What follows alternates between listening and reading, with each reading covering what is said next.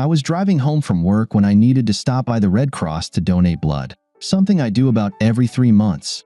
After scheduling a time, I went in and registered, waiting for my turn. They ran my card through the computer and asked all the silly questions. Well, I guess they're not entirely silly, but I always sat there saying, no, no, no, until we got through the whole list. I donated 6 gallons before, so it was almost always the same. I'd never been in the hospital or abroad, so it was pretty straightforward for me. The only person I'd had sex with in the last 20 years was my wife, with whom I'd spent 18 years. Yes, we had sex before marriage, like everyone else in the world. Anyway, the questions about sex were pretty straightforward too. No venereal diseases, no HIV, no other sexually transmitted diseases. I knew the nurse always felt awkward asking me all these sexual questions, but it was her job, and we moved on to the regular checklist. Then she said she'd be back after checking the updated donor list. She returned and looked at me, lowering her head. "What's wrong, Mary?" I asked. "Do I have low iron or something else?"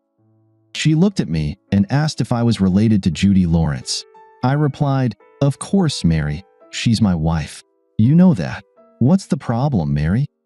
"Jim, Judy came in this morning to donate blood, but she was rejected." "What's that got to do with me, Mary?"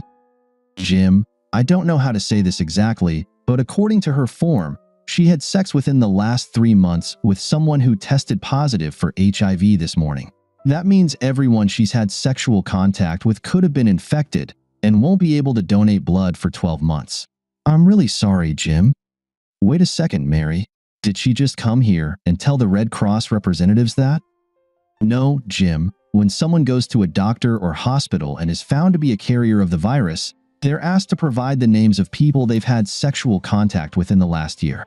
This list is confidential but is provided to the Red Cross so we can monitor infected blood." "So, Mary, are you saying that my beloved wife was on that carrier list?"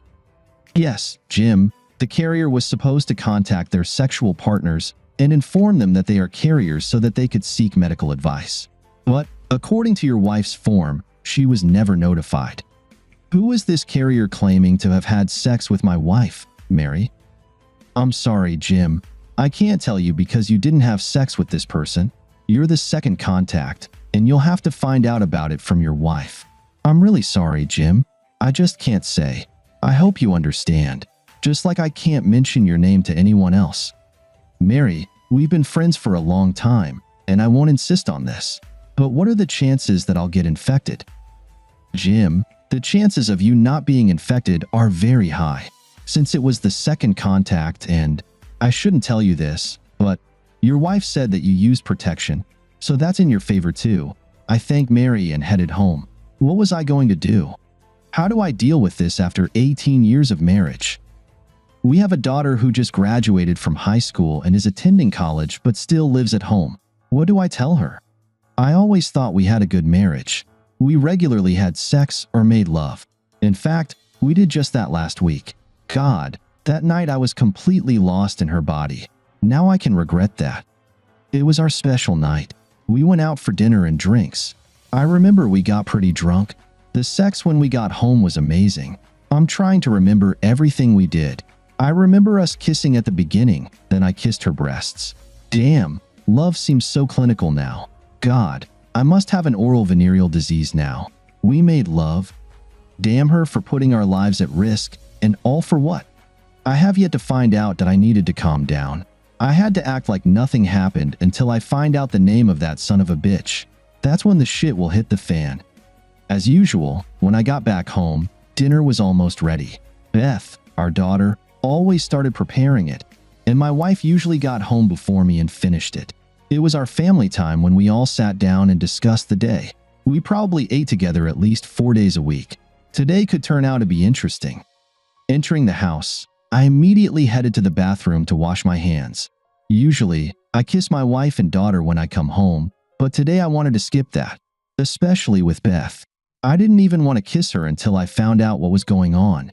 I didn't want to infect my daughter with the disease. Damn, now I was almost paranoid. We sat down to eat, and Beth started talking about her first weeks at college. She was so excited and talked throughout dinner. Then she mentioned that her friend would come over and they would go to the library to study. She asked if we could do the dishes today because her friend had already arrived and was waiting for her. I told her to go and do her thing. I'll load the dishwasher for her. She really was a good kid. I couldn't help but feel proud of her. As soon as Beth left, my behavior changed. I looked at Judy and asked how her day went. She replied that it was just like any other day, without mentioning anything about donating blood or even attempting to donate. I looked her straight in the eye and said, "Judy, would you say that trust and honesty are the most important things in a marriage?" She looked at me strangely and asked, "Why are you asking me this, Jim? What's the matter?" "Just answer the question, and I'll explain later," I said. "Okay, I'll play along." "Yes, I believe that marriage is built on trust and honesty," she replied. I wanted it to be almost like a game. I didn't want her to try to guess me, so I told her that at work today, one of the members of our group, who always has lunch together, asked a question. "Do we feel that our spouses will lie to us about important matters?" Not a little white lie, but genuinely important issues. Most answered that they trust their spouses to tell them the truth. Judy asked me what my answer was. I told her that I told the group we have a strong marriage and can discuss our problems, and I hope you'll tell me the truth. Judy looked at me and said, "Jim, I would never lie to you." I told her that if she lied to me, I would never be able to trust her again, and without trust, a marriage is impossible. Then I looked at her and said, "Well, there we go, we've talked. Do you have any secrets you need to tell me? I'm ready to listen." She pretended like she was about to say something but then stopped. Then she replied, "No, Jim, I don't have any secrets hidden from you." Then I said, "By the way, Judy, I want to donate blood today.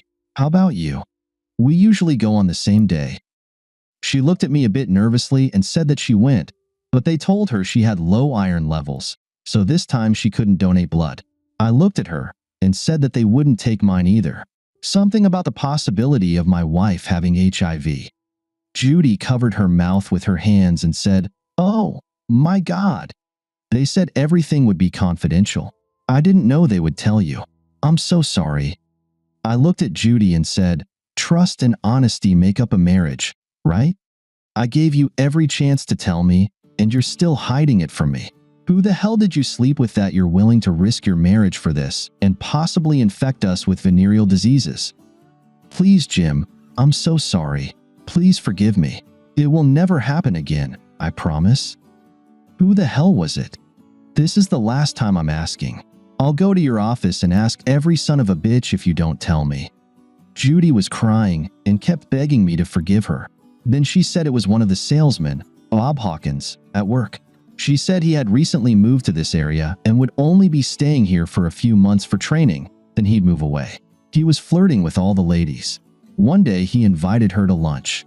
She didn't know why she did it, but he kept hitting on her, constantly flirting, and eventually, she gave in. She thought it would be just one time.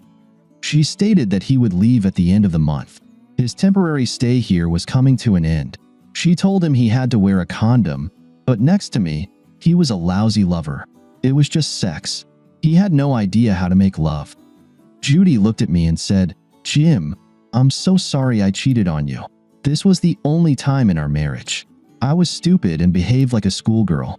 I promise you from the bottom of my heart that I'll do everything possible to make up for my mistake to you. Please, forgive me." Judy, at the beginning of our conversation, we both agreed that trust and honesty are necessary to preserve a marriage. You broke both. Even after I gave you a chance to tell the truth, you still lied to me.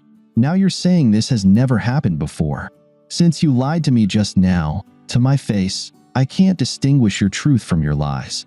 You've just destroyed our marriage. For both of us, I hope your lover did wear a condom and that was enough to prevent us from getting HIV. Judy sat on the couch, crying, while I walked around and packed a couple of suitcases. I told her that we could file for divorce without any grounds for it. We both had good jobs, and we were financially stable. We could split all our assets 50-50. She could take care of Beth, and I would take care of her college expenses. I told her she could explain everything to Beth because it's her fault and her problem. I'll contact my lawyer, and he'll get in touch with her. Sitting in the car, I drove away, crying. Outwardly, I held myself together, but inside, I was torn apart. I wanted to throw up. 18 years of marriage down the drain, all because of a stupid affair. I booked a room in one of the budget motels for a week. I figured I would be in a better state by then to know what my plans are. I called my boss and told him I had some personal matters to attend to and wouldn't be in until the end of the week. He said it wasn't a problem and that he'd see me next Monday. I called directory assistants to find out where Bob Hawkins lived. I called his home and his wife answered. She asked who I was, and I told her I was from the health department and needed to talk to him. She said he wasn't home right now but was planning to meet a friend at the local pub. Then she asked, "What does the local health department need from Bob?" I told her he has HIV and is spreading it around the county. We need to know who he's been in contact with.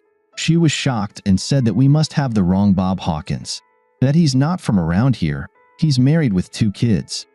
I apologized and said I hoped she was right, but maybe she'd want to ask him about it when he gets back home. That bastard had a family, and he didn't even tell his wife about it. What a jerk. I headed to the local pub, which was quite empty on a weekday evening. I noticed a couple in one of the booths and assumed it was probably Bob, who was seducing someone's wife.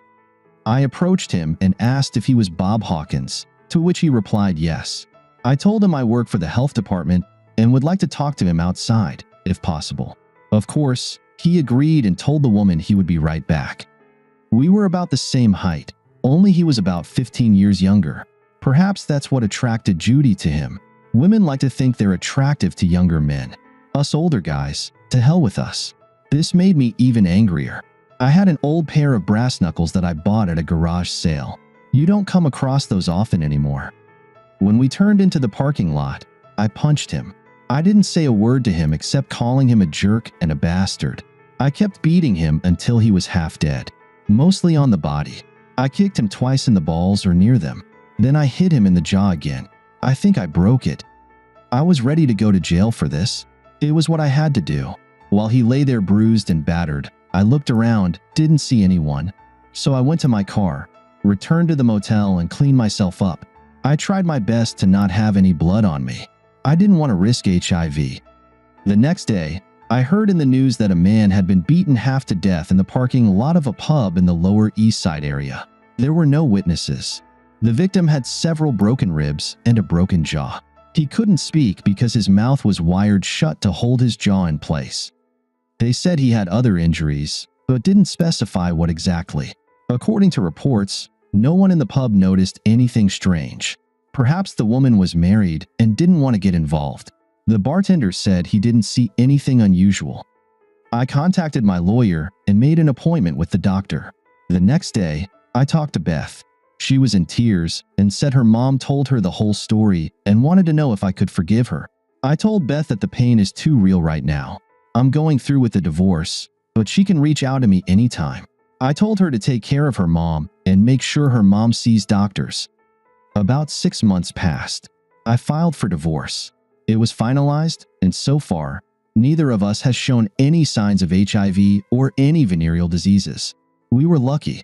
Not everyone is as fortunate as us. Bob's wife filed for divorce after she underwent testing and is now HIV positive thanks to her loving husband. I have no idea where Bob is now, but he never found out who beat the crap out of him. I guess many husbands wanted to get at him. Several other women in Judy's office also underwent testing. Their data is kept confidential. Judy is doing fine. She calls me from time to time to talk, always apologizing for her actions. The problem is, she lost my trust. As we've already discussed, trust is earned, and once lost, it's very difficult to regain. I'm doing okay.